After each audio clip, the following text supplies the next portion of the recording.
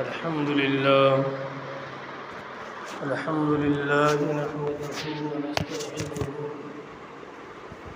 ونستغفره ونعوذ بالله من شرور أنفسنا ومن سيئات أعمالنا من يهده الله فلا مضل له ومن يضلل فلا هادي له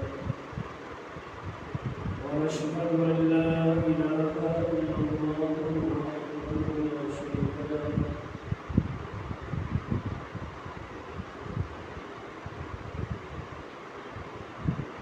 أما بعد فقد قال الله تبارك وتعالى في القرآن المجيد والفرقان الحميد أعوذ بالله من الشيطان الرجيم ببركة بسم الله الرحمن الرحيم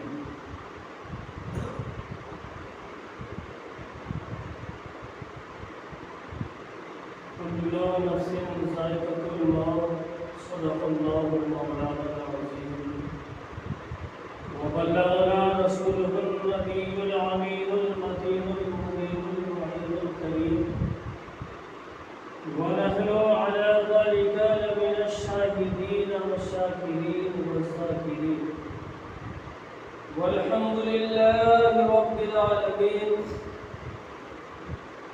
بادئ توحید کے متوالوں شمع رسالت کے پروانوں غوث و خواجہ کے چاہنے والوں انجے سب سے پہلے انتہائی خلوص و محبت کے ساتھ سبز گنبد میں آرام فرمانے والے آقا و مولا حضور جناب احمد مصطفیٰ محمد مصطفیٰ صلی اللہ علیہ وسلم کی بارگاہ میں اپنی غلامی کا ثبوت پیش کرے اور درود پاک پڑھے اللہم صلی علی سیدنا ومولانا محمد بارک وسلم صلاۃ و سلام علیک یا رسول اللہ صلی اللہ علیہ وسلم ایک مرتبہ اور بلند آواز سے حصول برکت کے لیے درود پڑھے اللہم صلی علی سیدنا ومولانا محمد بارک وسلم صلی اللہ علیہ وسلم علیک یا رسول اللہ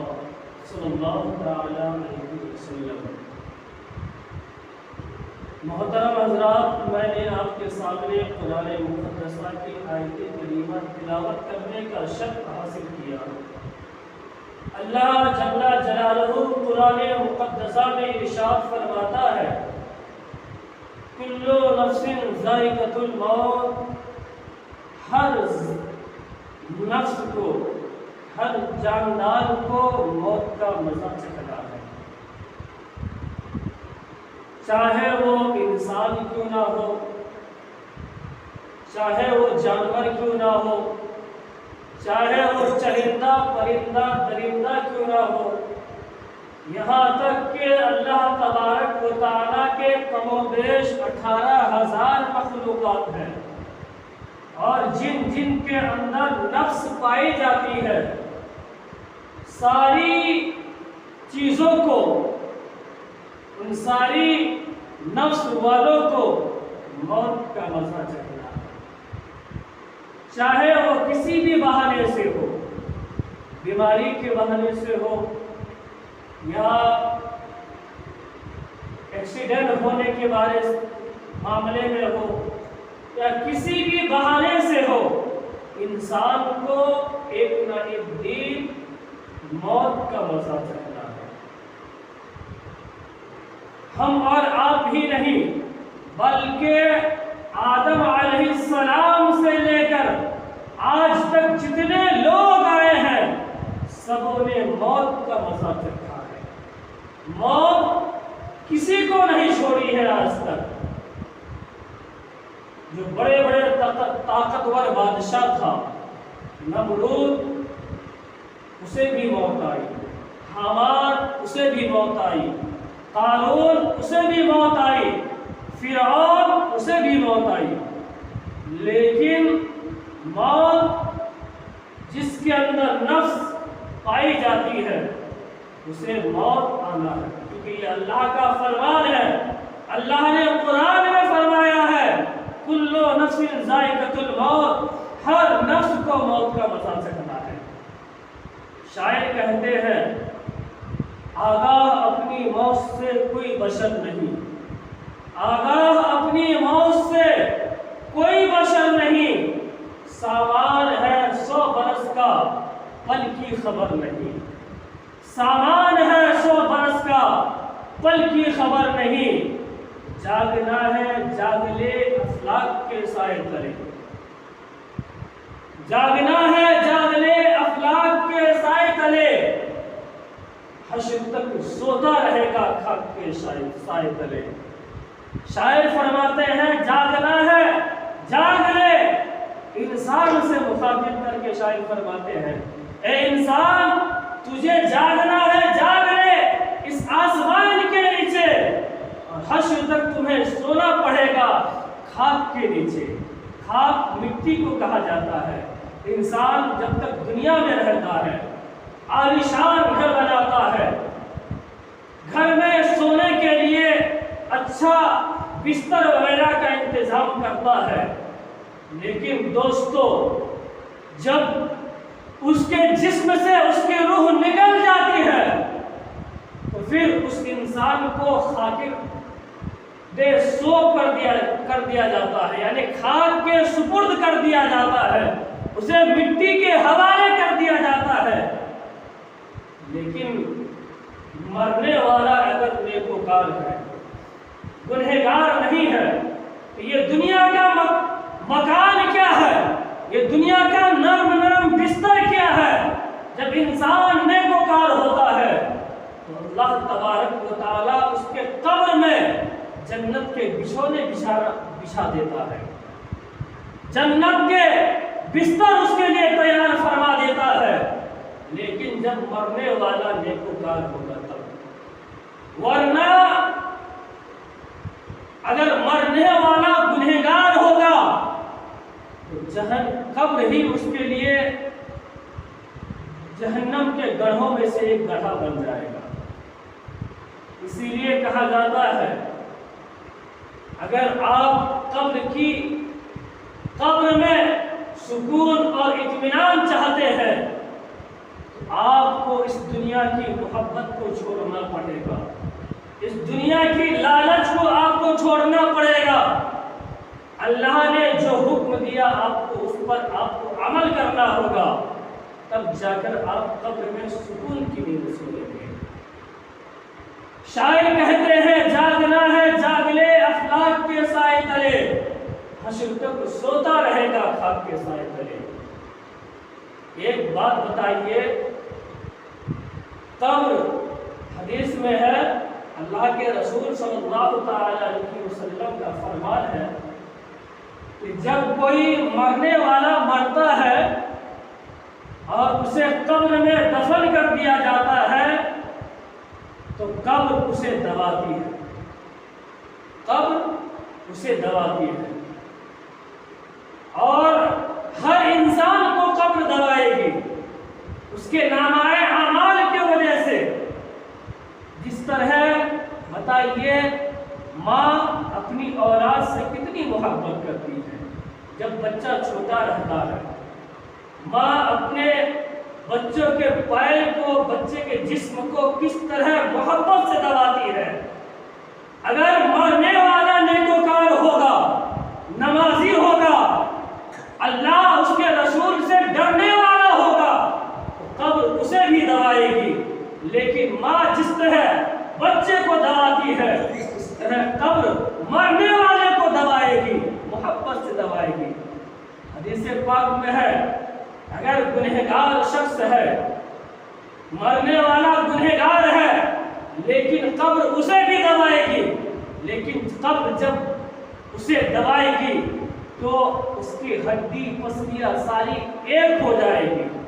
قبر ایک طرف سے نہیں بلکہ چاروں طرف سے قبر اس انسان کو دباتی ہے۔ دائیں بائیں کی مٹی آپس میں ملتی ہے، آگے پیچھے کی مٹی جو ہے آپس میں مل کر اس مرنے والے کو دباتی ہے۔ بتائیے جب وہ مٹی انسان کو دبائے گی تو اس کا جسم کی ہڈی اور اس کا جسم جو ہے آپس میں ریزہ ریزہ ہو جائے گا۔ عزیزان ملت اسلامیہ، اس قبر کی تیاری آپ کو اور ہم کو اس دنیا میں رہ کر کرنا ہے۔ موت سننے میں آسان لفظ ہے، لیکن موت جسے آتی ہے اسی کو پتا ہے کہ موت کیا ہے، مرتے وقت انسان کو کیسی تکلیف ہوتی ہے، کس طرح پیاس کی اسے شدت ہوتی ہے، وہی جانتا ہے۔ حضرت عمر فاروق رضی اللہ تعالیٰ عنہ سے لوگوں نے سوال کیا، بتائیے آپ کو کسی نے خواب میں دیکھا، بتائیے جب آپ کی جسم سے آپ کی روح کو نکالا گیا آپ کو کتنی تکلیف محسوس ہوئی؟ حضرت عمر فاروق فرماتے ہیں کہ جب میرے جسم سے میری روح کو نکالا گیا تھا اس وقت میری زبان تیکھا پڑ گئی تھی، اب تک میری زبان اسی طرح کڑوی ہے۔ اتنا موت سخت ہے۔ موت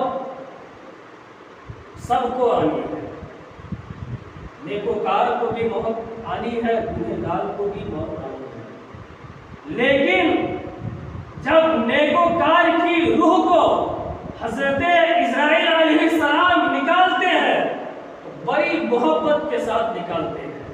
اب جب کوئی گنہگار ہوتا ہے اس کی موت کو بھی نکالا جاتا ہے، اس کی روح کو بھی نکالا جاتا ہے، بہت شدید سے بہت تکلیف سے اس کی روح کو نکالا جاتا ہے۔ مرنے والے کو ہی پتا ہے کہ موت کیا چیز ہے، موت کیا چیز ہے۔ لوگ بے فکر اپنی زندگی کو گزارتے ہیں کہ لگتا ہے شاید انہیں مرنا ہی نہیں ہے، یہاں تک کہ بڑے بڑے بادشاہ آئے انہیں موت کا مزہ اس نے چکھا ہے، یہاں تک کہ حضرت بادشاہ سکندر جس نے پوری دنیا میں حکومت کی ہے وہ بتاتے ہیں، اپنے گھر والوں کو وصیت کرتے ہیں، اے میرے گھر والوں سنو سنو، جب میں مر جاؤں، جب میرا انتقال ہو جائے، جب میرے جسم سے میری روح پرواز ہو جائے تو ایک بات کا غور کرنا کہ جب تم مجھے کفناؤ گے تو میرے دونوں ہاتھوں کو میرے کفن سے باہر نکال دینا، دونوں ہاتھوں کو میرے کفن سے باہر نکال دینا۔ لوگوں نے کہا حضرت آپ بڑے بادشاہ ہیں، آپ سکندر بادشاہ ہیں، آپ نے پوری دنیا میں حکومت کی ہے، لیکن کبھی کوئی مسئلہ ایسا پیدا نہیں ہوا ہے، آپ نے نیا مسئلہ بتا دیے ہیں، مرنے والے کے ہاتھ کو کفن کے اندر رکھا جاتا ہے، باہر نہیں رکھا جاتا۔ حضرت سکندر بادشاہ کہتے ہیں اے لوگوں سنو سنو، میں نے پوری دنیا میں حکومت کیا ہے، پوری دنیا میں میری حکومت رہی ہے، لیکن میں ساری دنیا کو یہ بتانا چاہتا ہوں، اے لوگوں دیکھو دیکھو، جب یہ بادشاہ اس دنیا سے جا رہا ہے اس کے ہاتھ میں کچھ بھی نہیں ہے، یہ خالی ہاتھ اس دنیا فانی سے جا رہا ہے۔ بادشاہ سکندر کہتے ہیں میں لوگوں کو بتانا چاہتا ہوں، اے لوگوں میں نے پوری دنیا میں حکومت کیا ہے، لیکن جب میں اس دنیا سے جا رہا ہوں تو میرے ہاتھوں میں کچھ بھی نہیں ہے، خالی ہاتھ جا رہا ہوں۔ میرے دوستو آپ اس دنیا کی دولت کو اکٹھا کر لیجئے، سرمایہ کو اکٹھا کر لیجئے، عالیشان مکان بنا لیجئے، یہاں تک کہ آپ کتنے دوست احباب بنا لیجئے، آپ کتنی اولاد پیدا کر لیجئے، آپ کے ماں باپ آپ سے کتنی محبت کیوں نہ کرتے ہو، آپ کے بھائی بہن آپ سے کیوں نہ اتنی محبت کرتے ہو، لیکن جب انسان کا جسم سے روح نکل جاتی ہے تو آپ کے گھر والے آپ کو رکھنے کے لیے گوارا نہیں کرتے ہیں، آپ کے گھر والے آپ کے جنازے کی تیاری کرتے ہیں، آپ کے دوست احباب آپ کو مٹی دینے کی تیاری کرتے ہیں، آپ کے رشتہ دار آپ کو خاک سپرد کرنے کے لیے تیار ہو جاتے ہیں، کب اسے نکالا جائے تو ہم لوگ سکون میں آئیں گے۔ میرے دوستو، اگر آپ چاہتے ہیں کہ ہم قبر میں اچھی سے اپنے رہے، آپ کو اس دنیا کی دولت کو چھوڑ کر، اس دنیا کی سرمایہ کو چھوڑ کر، اس دنیا کی محبت کو چھوڑ کر آپ کو قبر کی تیاری کرنا ضروری ہے۔ عزیزان ملت اسلامیہ، موت کسی کو نہیں چھوڑنے والی ہے۔ ایک بادشاہ ہے، وہ بادشاہ بہت تکبر اور گھمنڈ والا ہے۔ وہ بادشاہ جب ایک لباس کو پہن لیتا ہے، 2 مرتبہ اس لباس کو اپنے جسم پر نہیں چڑھاتا ہے۔ جب ایک مرتبہ ایک سواری پر سفر کر لیتا ہے، دوبارہ اس سواری پر نہیں چڑھتا ہے۔ ایک دن بادشاہ نے اپنے وزیروں کو حکم دیا کہ میرے لیے ایک ایسے نیا لباس تیار کیا جائے جس کو میں اب تک نہیں پہنا ہوں، میرے لیے ایک ایسی سواری کا انتظام کیا جائے کہ ابھی تک میں نے ایسی سواری پر نہیں چڑھا۔ بادشاہ کے حکم کے مطابق نیا لباس بادشاہ کے لیے تیار کیا گیا، نئی سواری کا انتظام کیا گیا۔ ہزاروں لشکر ہے بادشاہ کی سواری آگے آگے چل رہی ہے، بادشاہ کے فوج بادشاہ کے پیچھے پیچھے چل رہے ہیں، لیکن بادشاہ کے راستے میں ایک ایسا شخص آتا ہے جو دیکھنے میں بہت دبلا ہے، بہت پتلا ہے، بہت کمزور ہے۔ اس بادشاہ کے سواری کے آگے آگے کھڑے ہو جاتے ہیں اور ہٹنے کا نام نہیں لیتے ہیں۔ بادشاہ کے فوج اس بوڑھے آدمی کو راستے سے ہٹانے کی کوشش کرتے ہیں۔ وہ بوڑھے آدمی راستے سے نہیں ہٹ رہے ہیں کہ مجھے راستے سے نہیں ہٹنا ہے، مجھے بادشاہ سے کچھ باتیں کہنی ہے۔ اب بادشاہ کے فوج کہنے لگے آج چھوڑ دو، کل بادشاہ سے بات کر لینا۔ آج بادشاہ اپنی رعایا کی شیر کرنے کے لیے جا رہے ہیں، اپنی حکومت کے لیے بادشاہ جا رہے ہیں، آج بادشاہ کو جانے کی مہلت دے دو۔ وہ بوڑھا آدمی، وہ کمزور آدمی کہتا ہے مجھے نہیں، اگر تم چاہو تو مجھے اٹھا کے پھینک دو، لیکن مجھے آج ہی اسی وقت بادشاہ سے کچھ بات کرنی ہے۔ یہ پیغام بادشاہ تک پہنچایا گیا۔ بادشاہ نے کہا ایسا اگر ہے تو اس شخص کو بلاؤ۔ وہ نوجوان، وہ بوڑھے آدمی کمزور بادشاہ کے سواری کے اوپر چڑھے اور بادشاہ کے کان میں 2-3 باتیں کہے۔ بادشاہ کی پیر کے نیچے سے زمین ہل گئی، بادشاہ بے قرار ہو گیا، بے چین ہو گیا۔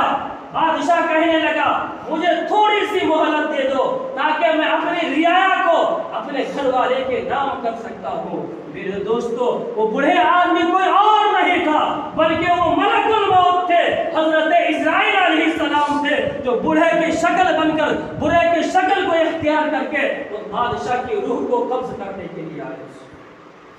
کوئی اور نہیں تھے بلکہ وہ حضرت ملک الموت، حضرت اسرائیل علیہ السلام تھے۔ موت جس کی جہاں آنی ہے وہاں موت آ کر رہتی ہے۔ ایک دن حضرت سلیمان علیہ السلام کی بارگاہ میں آپ کے دوست بیٹھے ہوئے تھے اور آپ کی دوستانہ ملک الموت سے بھی تھے حضرت سلیمان علیہ السلام کی۔ سلیمان علیہ السلام سے اور ملک الموت سے دوستی تھی۔ آپ کی ملاقات کے لیے ملک الموت آتے تھے حضرت سلیمان علیہ السلام کے پاس، لیکن انہی شخص میں سے ایک شخص بیٹھا ہوا تھا اور حضرت ملک الموت، حضرت اسرائیل علیہ السلام گھور گھور کے اس شخص کی طرف دیکھ رہے تھے اور وہ شخص گھبرا گیا کہ یہ کون شخص ہے جو بار بار مجھے دیکھ رہے ہیں، مجھے گھور کر کر دیکھ رہے ہیں۔ وہ شخص ڈر کے مارے میں چلے گئے۔ حضرت سلیمان علیہ السلام نے حضرت اسرائیل علیہ السلام سے عرض کیے اے ملک الموت، اے اسرائیل علیہ السلام، تم نے اس شخص کو کیوں گھور کر کے دیکھ رہے تھے؟ کیوں دیکھ رہے تھے؟ تعجب کی نظر سے کیوں دیکھ رہے تھے؟ تو حضرت اسرائیل علیہ السلام کہتے ہیں اے سلیمان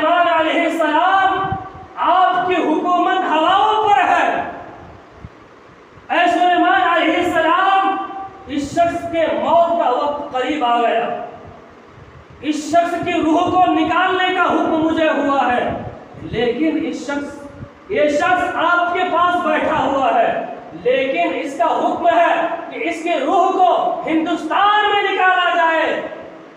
تو حضرت سلیمان علیہ السلام نے ہواؤں کو حکم دیا، اے ہوا اس شخص کو اڑا کر ہندوستان میں لے کر جا۔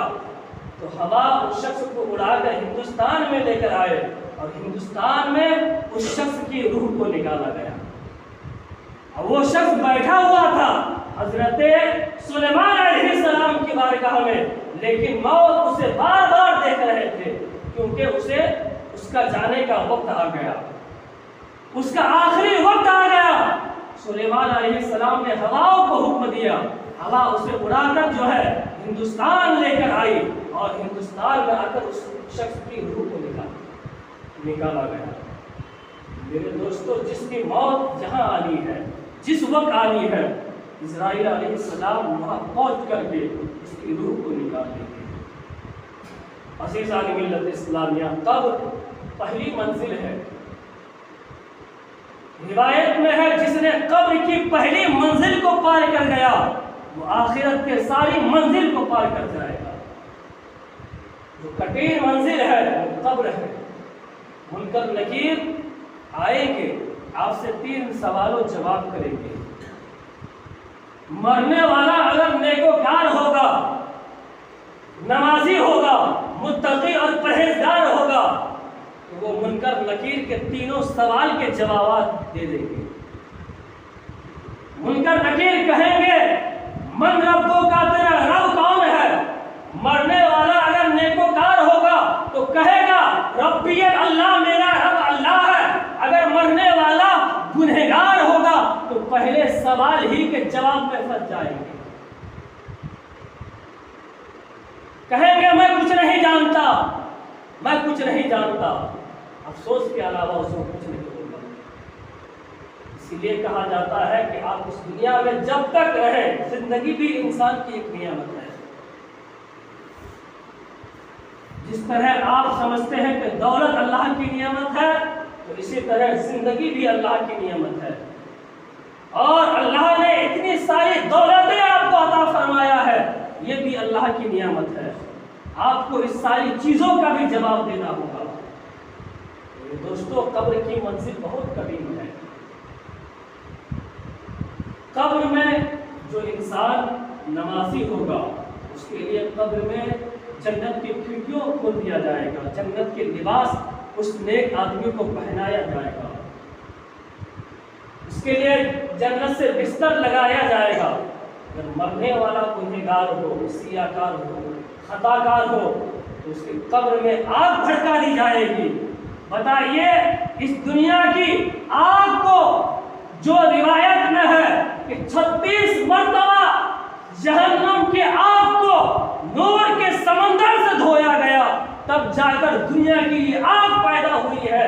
جب اس آگ کی ایک چنگاری جسم میں پڑ جاتی ہے تو انسان بے قرار ہو جاتا ہے، بے چین ہو جاتا ہے، تڑپنے لگتا ہے، چلانے لگتا ہے، گڑگڑانے لگتا ہے۔ لیکن جہنم کے اس آگ کو کیسے برداشت کرو گے؟ میرے دوستوں اور بزرگوں، ہمارے اندر اتنی طاقت نہیں ہے۔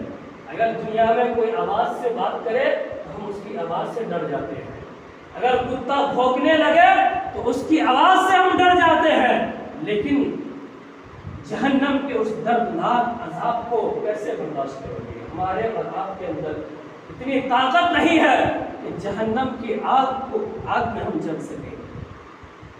اسلامیہ، آپ کی دنیا میں رہ کر ہی قبر کی تیاری کر لینا ہے۔ حضرت مسلم بن عامر رضی اللہ تعالیٰ ایک بہت بڑے اللہ کے ولی ہے۔ وہ ایک بزرگ کے پاس پہنچے، کہنے لگا اے انسان بتا، تو نے ہزاروں سال تک قبر کو کھودا ہے، لیکن کوئی ایسا حیرت کن منظر دیکھا ہے جس کو تو اب تک بھلا نہیں پا رہا ہے؟ وہ شخص کہنے لگے حضور، میرے باپ دادا بھی یہ کام کرتے رہے، میں بھی یہ کام کرتا آ رہا ہوں، لیکن میں نے روزانہ قبریں کھود لیتا ہوں اور جنازے کے انتظار میں رہتا ہوں، اس سے جو کچھ مجھے مزدوری مل جاتی ہے میں اپنے گھر جا کر اپنے بیوی بچوں سے کھا پی کر جو ہے اپنی زندگی کو گزارتا ہوں۔ لیکن حضور میں نے ایک واقعہ حیرت کا کن منظر ایسا دیکھا ہے کہ اس واقعہ کو میں کبھی نہیں بھول سکتا۔ حضرت مسلم بن عامر رضی اللہ تعالیٰ اس شخص سے کہنے لگے بتاؤ وہ حیرت کن منظر کیا ہے؟ وہ بزرگ کہنے لگے روزانہ میں 3 قبریں کھود کر تیار کر کے رکھتا ہوں، جنازہ آتا ہے، اس جنازے میں سودا ہوتا ہے، کچھ پیسے مجھے مل جاتا ہے، اسی طرح روز کا میرا معمول ہے۔ لیکن میں نے حیرت کن منظر ایک دن دیکھا کہ ایک دن میں نے 2 قبریں بآسانی کے ساتھ کھود دیا، لیکن جب میں تیسری قبر کھودنے لگا تو اتنی گرمی ہو رہی تھی، اتنی مجھے تکلیف ہو رہی تھی کہ تھوڑا سا میں سستاتا تھا، پھر ایک جھاڑ کے نیچے بیٹھ کر آرام کرتا تھا، پھر اس قبر کو کھودتا تھا، پھر گرمی اور پسینے کی وجہ سے لت پت ہو جاتا تھا، پھر اس جھاڑ کے نیچے بیٹھ کر کے آرام کر لیتا تھا، یہاں تک کہ میں نے کسی طرح اس تیسری قبر کو مکمل تیاری کر دیا۔ اب میں اس سوچ میں ہوں کہ جنازہ آئے گا اور اس قبر کی رقم طے ہوگی، میں اسے قبر اس کے حوالے کر دوں گا۔ لیکن اس شخص کو تھوڑی سی نیند آئی، اس نے جھاڑ کے نیچے آرام کرنے لگے، لیکن کچھ ایسے لوگ آئے گھوڑے پر سوار ہو کر جس کے جسم میں سفید لباس ہے، چہرہ ڈھکا ہوا ہے، وہ شخص آئے، آ کر پہلی قبر کے پاس کھڑے ہو گئے، ان کے پاس ایک قلم موجود ہے، سفید کاغذ موجود ہے، ایک شخص نے قبر کے چاروں طرف چکر لگانے کے بعد کہے کہ لکھ دو 12 میل چوڑی اور لکھ دو 12 میل لمبی۔ اس شخص نے دوسرے شخص سے کہا تو دوسرے شخص نے کاپی میں لکھ دیا 12 میل چوڑی اور 12 میل لمبی۔ پھر وہ لوگ دوسری قبر کے پاس آئے، دوسری قبر کا بھی چکر لگائے، پھر اس نے کہا کہ لکھ دو تحد نظر لمبا اور تحد نظر چوڑا لکھ دو۔ دوسرے شخص نے اتنا لکھ دیا کاپی میں۔ پھر جو لوگ گھوڑے پر سوار ہو کر آئے تھے، جس کے جسم میں سفید لباس تھا، چہرہ بندھا ہوا تھا، وہ لوگ تیسری قبر میں گئے، تیسری قبر کا بھی چکر لگائے، اور پہلے والے شخص نے دوسرے والے شخص سے کہا کہ لکھ دو اتنا لکھ دو، دونوں انگلی کے درمیان جتنا فاصلہ ہے اتنا لکھ دو۔ اس شخص نے اتنا لکھ دیا۔ اب وہ شخص بیٹھا ہوا انتظار کر رہا ہے کہ پہلے قبر میں کس کا جنازہ آ رہا ہے، دوسرے قبر میں کس کا جنازہ آ رہا ہے، تیسرے قبر میں کس کا جنازہ آ رہا ہے۔ وہ اسی انتظار میں بیٹھا ہوا ہے۔ انتظار کرتے کرتے ایک جنازہ آتا ہے، جس جنازے میں صرف 5 لوگ موجود ہیں۔ جنازے میں کتنے لوگ موجود ہیں؟ صرف 5 لوگ موجود ہیں۔ وہ جنازہ میں سے ایک لوگ اس قبر کھودنے والے کے پاس آیا اور جو بھی رقم طے ہوا اس کھودنے والے کو وہ رقم دی۔ لیکن اس قبر کھودنے والے کے دل میں ایک سوال موجود تھا، یہ 3 قبریں کس کی ہے؟ یہ آنے والے جنازہ کس کے ہے؟ وہ قبر کھودنے والے جنازے میں سے آنے والے شخص سے پوچھے بتاؤ یہ جنازہ کس کا ہے، یہ جنازہ کس کا ہے؟ وہ آنے والے شخص نے کہا یہ ہمارے گاؤں کے ایک غریب کا جنازہ ہے، یہ بہت غریب ہے، لیکن غریب تو ہے لیکن بہت متقی اور پرہیزگار ہے، 5 وقت کی نماز پڑھنے والا ہے، لیکن اس کا کوئی وارث نہیں ہے کہ اس کا کفن اور دفن کا انتظام کرے۔ ہم گاؤں والے ہیں، محلے والے ہیں، किसी तरह पैसे को इकट्ठा करके इसके कफन और दफन का हम लोग इंतजाम करके यहाँ तक आए हैं। जब वो कब्र वाले सुने कि इतना गरीब है, जेब से वो पैसा निकाले, उनको वापस कर दिए। इतना गरीब है तो मैं इनका पैसा नहीं लेता, इसके पैसे को वापस कर दिए। फिर वो शख्स दूसरा जनाजे के इंतजार में है कि दूसरी कब्र में किसका जनाजा आता है। अचानक देखते देखते एक जनाजा आ रहा है, उस जनाजे में सिर्फ 4 लोग मौजूद हैं और वो 4 लोग कंधा दिए हुए हैं, उसके अलावा कोई मौजूद नहीं है सिवाय 4 लोग के। फिर मामूल के तौर पर उससे सौदा हुआ कब्र का, जो भी रकम तय हुआ उन लोगों ने वो रकम उनको दिया, वो जेब में डाल दिए। फिर उसके दिल में एक सवाल है, बताओ दूसरी कब्र में आने वाला कौन होगा जिनके बारे में उन लोगों ने लिखा था कि इतना लिख दो, तहत नजर कुशादा, तहत नजर लंबा लिख दो और तहत नजर चौड़ा लिख दो। ये शख्स कौन होगा? कोई अल्लाह का खास बंदा होगा, कोई नेकोकार होगा, कोई मुत्तकी होगा, कोई परहेजगार होगा, जिसके लिए उन लोगों ने कहा है कि तहत नजर लंबा लिख दो, तहत नजर चौड़ा लिख दो। ये कोई आम शख्स नहीं होगा, कोई खास शख्स होगा। जब जनाजा आया गया, जब कब्र की रकम तय हो गई, वो कब्र वाले को, कब्र खोदने वाले ने सवाल कर दिया, बताओ ये किसका जनाजा है? तो वो जनाजे वाले कहने लगे, ये मुसाफिर का जनाजा है, ये कौन है हमें पता नहीं है, लेकिन हमने इसे मरा हुआ देखा तो हमने अपने तरफ से जो है इसके कफन और दफन करने का इंतजाम कर दिया है। तो इतना सुने तो उसका पैसा भी वापस कर दिए कि मुसाफिर है, इसका पैसा भी मुझे नहीं लेना है। आखिरकार वो तीसरी कब्र के इंतजार में है कि तीसरी कब्र में किसका जनाजा आता है। वो बैठ गए इंतजार करते करते कि तीसरा जनाजा किसका आएगा। लेकिन तीसरा जनाजा जब आया है, लगता है शहर के जितने भी लोग हैं सारे के सारे लोग उस जनाजे के पीछे आ रहे हैं, उस जनाजे के पीछे आ रहे हैं। दोनों कब्र की तरह किसी कब्र का भी सौदा हुआ है, जो भी रकम तय हुआ उसे दे दिया, वो जेब में डाल दिए कब्र खोदने वाले। और सवाल करे, बताओ ये किसका जनाजा है? वो जनाजे वाले कहने लगे, ये जमींदार की बीबी है, ये जमींदार की बीबी का जनाजा है।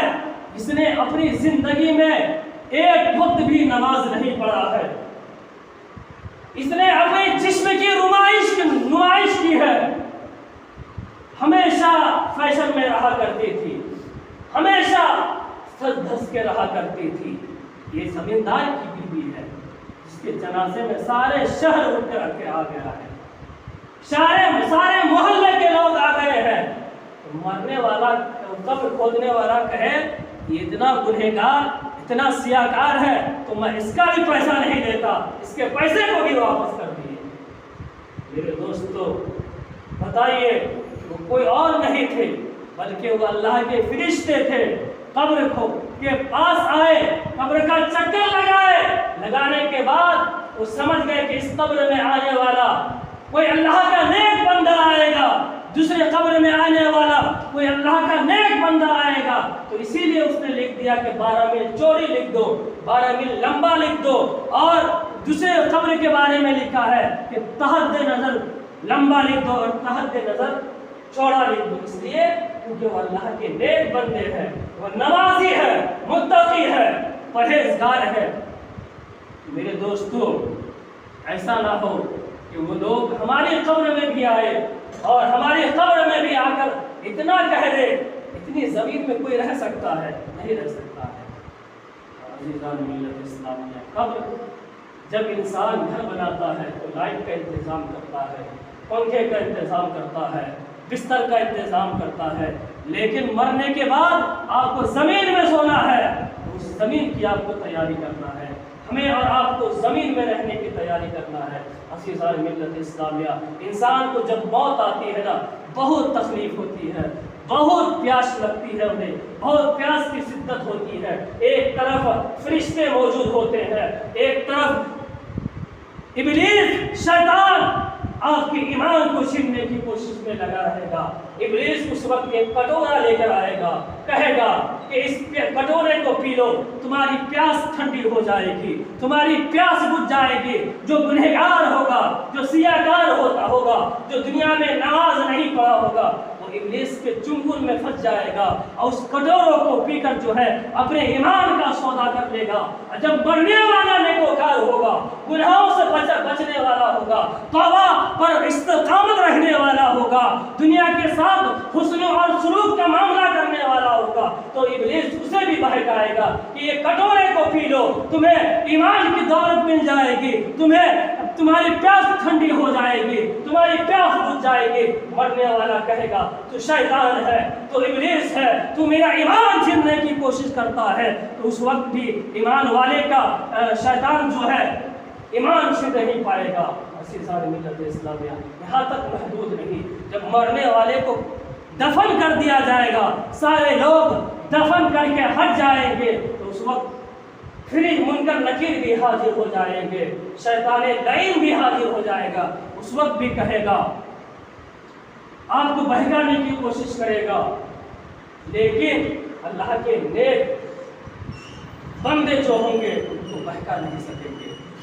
मुनकर नकीर सवाल करेंगे, मैंने बताया कि पहला सवाल करेंगे मन रब्बो का, तेरा रब कौन है। नेक पुकार होगा तो जवाब देगा रब्बी अल्लाह, मेरा रब अल्लाह है। अगर गुनहगार होगा तो कहेगा मैं कुछ नहीं जानता हूँ।